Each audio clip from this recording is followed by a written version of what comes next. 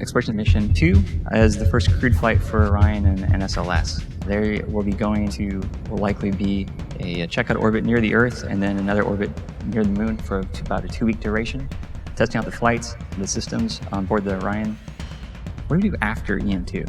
And this is a question we've actually had inside the program for the last couple of years, and I'm really glad to see the agencies pulling together the Evolvable Mars campaign and really the proving ground and Earth-independent strategy that exploration systems we're developing today will really do a good job supporting. SLS can launch not just Orion, but there's also cargo variants. You've got a 5-meter fairing diameter just like Orion. There's also 8 and 10-meter variants being considered right now for future flights for the SLS. And so that's a really important feature, not just Orion flights, but what else the SLS can do.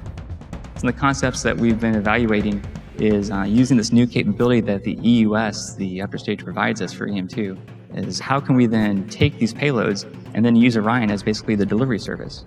And so this is really, I think, key component for Orion flights. You get the crew there to service the deep space habitat, and they may stay there for more weeks, depending on the consumables at the habitat itself. But it also lets us simplify the design of these elements for the deep space habitat. When it makes sense to launch them with Orion, we can do that. If it makes sense to use just the cargo variant for SLS for a much larger element of the deep space habitat or Mars transit vehicle, we can do that as well.